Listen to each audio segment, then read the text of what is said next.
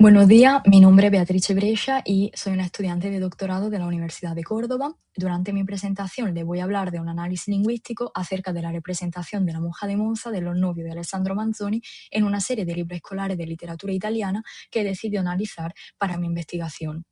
Este es el índice de mi proyecto. En una primera parte más teórica le voy a hablar de los novios, haciendo un breve excursus acerca de la historia, pero también le voy a hablar de la monja de Monza, un personaje peculiar y uno de los más estudiados dentro de esta obra. En una segunda parte más analítica me voy a detener en el análisis de los 4 libros escolares de literatura italiana dirigido a italófono que he decidido analizar para el desarrollo de mi investigación, haciendo especial referencia a los aspectos similares y divergentes que han emergido a lo largo de mi investigación. Al final le voy a proporcionar una serie de conclusiones y les dejaré también la bibliografía de referencia.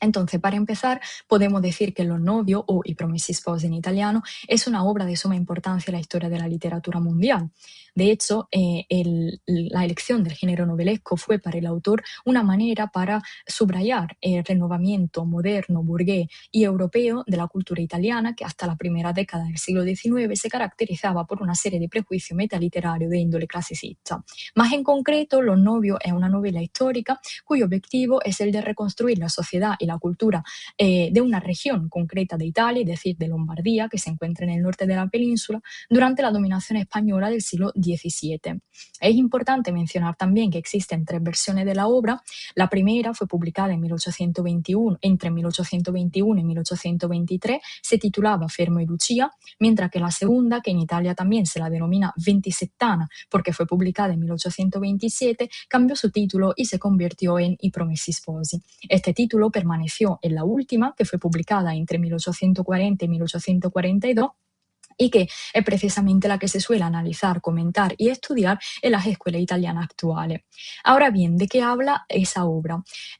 Básicamente se cuenta la historia de 2 jóvenes que están a punto de casarse, Renzo Tramaglino y Lucia Mondella, pero tienen que renunciar a su boda porque Don Abbondio, el párroco de su pueblo, no puede celebrarla a causa de Don Rodrigo, que se opone a la celebración de esta boda. Por esta razón, los 2 jóvenes se encomiendan al fraile Cristoforo, que luego les encontrará un refugio. De hecho, envía a Renzo Tramaglino a un convento de Milán y a Lucía a un monasterio de Monza. Luego, estos personajes viven una serie de vicisitudes en sus respectivos sitios, y al final la historia da un giro cuando el innominato, un célebre delincuente, decide oponerse a la voluntad de Don Rodrigo, quien quería secuestrar a Lucía. Por esta razón, hacia el final de la obra y tras una serie de acontecimientos que además se complican por la guerra y la peste, los novios logran casarse y vivir felizmente con sus hijos. Entonces, a raíz de lo que acabo de explicar, los temas principales de la obra son sin lugar a dudas por lo menos 3, es decir, el de poder, el de la justicia y el de la providencia divina. No en vano, la figura clerical y no convencional de la monja de Monza ejemplifica claramente la complejidad de dicha obra tan renombrada y tan compleja de la literatura italiana. Entonces, ¿quién es la monja de Monza? Pues ella representa uno de los personajes más interesantes y estudiados de la novela. Su verdadero nombre es Gertrude, y Alessandro Manzoni describe su historia a lo largo de los capítulos 9 y 10 de la novela. Pero para relatar su existencia se basa en la historia de vida de una mujer que existió realmente, es decir, Sor Virginia de Leyva. Ahora bien, Gertrude procede de una familia noble, muy poderosa y muy rica, que desde su infancia desea y organiza para ella un futuro de tipo clerical. Es por esta razón que ella vive una vida de depresiones y chantaje psicológico, porque su padre quiere que su herencia se corresponda a su hijo mayor, sin que se comparta entre los demás hijos. Y por esta razón, su condición existencial está subordinada a la figura paterna. De hecho, sus acciones son el resultado de las proyecciones que su progenitor imagina para su futuro, y en consecuencia la mujer vive en un constante desequilibrio. De hecho, por un lado, no puede hacer lo que realmente desea, pero por el otro ni siquiera es capaz de elegir aquello que verdaderamente quiere para ella misma. En otros términos, la monja de Monza está condenada a una indecisión constante, a una indecisión perpetua. Y esta figura, cuyo carácter es entonces permanente permanece en un estado de ambigüedad, desempeña un papel fundamental dentro de la novela, no solamente desde el punto de vista de la narración, sino también porque Alessandro Manzoni se sirve de ella para conceptualizar los aspectos del pecado y el del libre albedrío. De hecho, por esta razón, la presentación formal del personaje resulta ser de especial relevancia, de modo que el escritor se esfuerza por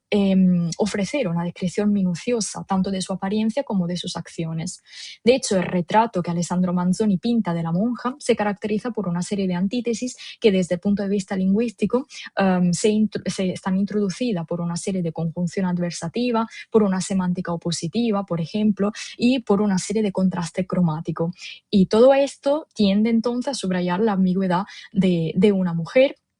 y forjan una imagen de la misma como una mujer, una imagen canónica de la misma como una mujer abyecta, como un personaje otro, pero al mismo tiempo digno de una atención especial por parte del narrador y del aparato didáctico.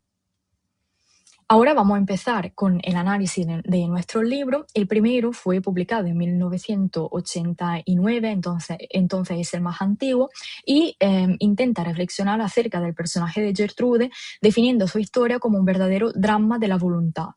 De hecho, insiste en un juego de antítesis tanto desde el punto de vista anímico como en lo gestual, a través de un uso abundante de expresiones contradictorias como natura strana, personalità contraddittoria, inquieta e sofferta, o bien personaggio strano y misterioso, entre otros. Estos aspectos también se reflejan en los ejercicios, es decir, en la parte más práctica que se encuentra al final del libro,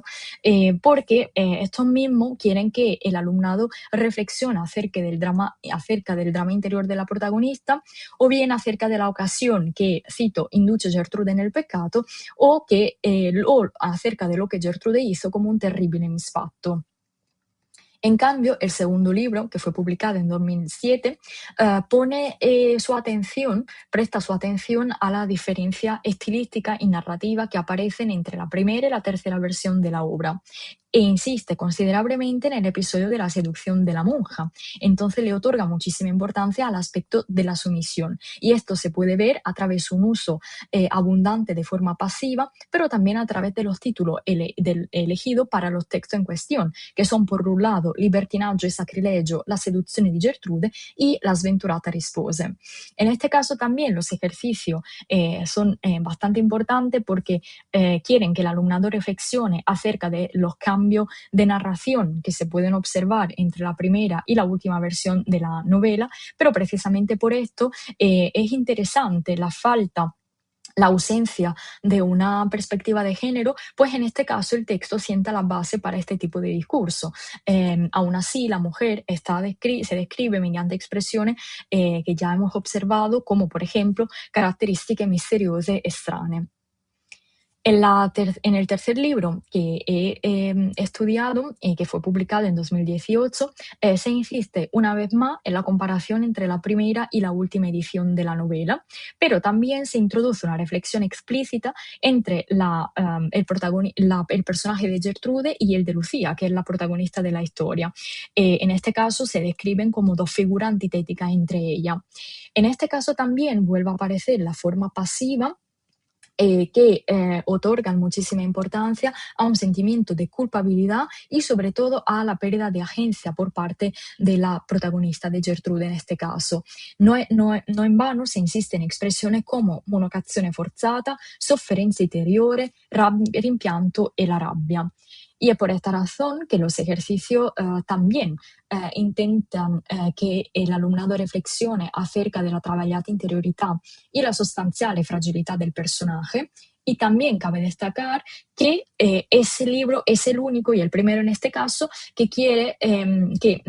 actúa en una especie de juego de contemporaneidad, porque quiere que el alumnado reflexione acerca de la condición de Gertrude y que la compare con la de muchísimas mujeres del mundo contemporáneo. En última instancia, el cuarto y último libro de nuestro análisis fue publicado en 2018, vuelve a comparar los personajes de Lucia y el de Gertrude, y en este caso también se describe a Gertrude como a través de una red de oposiciones, como víctima y carnefice, consacrata y corrotta, monaca y cómplice di crimini, entre otras expresiones. El aspecto más relevante en este caso es el hecho de que se otorgue muchísima importancia a la humillación sufrida por Gertrude, por la que la monja destaca entonces por ser vittima e responsabile del male, una mujer travolta dagli eventi e incapaz de oponerse. Por esta razón se privilegia la dimensión psicológica y social de la monja, dejando al lado por un momento su historia. Además, este libro es innovador porque crea una conexión con la sociedad actual al hacer reflexionar el alumnado acerca del mobbing, es decir, del acoso psicológico, porque quiere que el alumnado compare la situación de Gertrude con este fenómeno social y actual. En última instancia, podemos constatar que aparecen una serie de aspectos similares y divergentes al interior de este análisis. De hecho, por lo que se refiere a las similitudes, podemos decir que todos los manuales describen a Gertrude como una mujer problemática y ambigua, por tanto, se repiten núcleos semánticos muy claros, como el de la contradicción, el de la ambigüedad moral o bien el de la perturbación interior de la monja. Además, se hace especial hincapié en el retrato como herramienta narrativa utilizada por Manzoni, así como en la centralidad del desconcierto interior de la monja. Mientras que, por lo que se refiere a la diferencia, si el primer manual proporciona un enfoque descriptivo y más tradicional, el segundo, tercero y cuarto se centran más bien en la prosopografía del Gertrude, entre la primera y la versión definitiva de la obra. Además de ello, el tercero y el cuarto también intenta reflexionar sobre la diferencia entre el personaje de Gertrude y el de Lucía, que, entre otras cosas, han sido analizados por Gianni Bertoli en 2024 bajo una perspectiva queer. Además, se problematiza de manera diferente el grado de responsabilidad de la monja en su experiencia de vida, porque por un lado tenemos los manuales que insisten en su pasividad, pero por otro lado en el hecho de que no podía tener otra, que la monja no podía tener otra vía de escape. Entonces se subraya la impotencia y la sumisión del personaje. Sin embargo, los tomos 3 y 4, en los tomos 3 y 4 la lectura se vuelve más compleja, ya que se subraya el hecho de que Gertrude es simultáneamente víctima y responsable a la vez. El último aspecto que difiere considerablemente entre los manuales analizados es el de la presencia o ausencia de una perspectiva de género, porque el primero, el más antiguo, no lee entre líneas, mientras que el segundo también se caracteriza por una ausencia total de perspectiva de género, pese a que el texto ofrece múltiples puntos de reflexión al respecto. De hecho, se insiste en la pasividad de la mujer y de la monja. En cambio, el tercer libro configura como un primer intento más vanguardista, porque se le pide al alumnado que compare la experiencia de Gertrude con la de mujeres contemporáneas, y finalmente el cuarto es muy innovador porque conecta la visión de Gertrude con los fenómenos actuales como el del mobbing. Es por esta razón, entonces, que tras el análisis de los 4 volúmenes, los textos consultados contribuyen a fijar una imagen canónica de Gertrude a través de un léxico reiterado y unos ejercicios guiados. De hecho, los libros subrayan el interés de Alessandro Manzoni por un retrato psicológico y moral de la monja a través del uso de forma pasiva de un léxico de la impotencia, pero sobre todo un léxico de la degradación, que describen a Gertrude como una criatura dominada por los acontecimientos y por la voluntad ajena. Algunos manuales introducen enfoque más crítico, y esto lo hemos visto, pero sigue siendo escasa una perspectiva de género explícita. Y por esta razón se podría valorar los aspectos que describen a la monja como una mujer diferente a todas las demás para ofrecer una visión distinta, actual y complementaria a la que siempre se ha perpetuado y que los libros escolares, al ser utilizados por un público tan joven, deberían de incluir en su propuesta didáctica. Muchas gracias por su atención.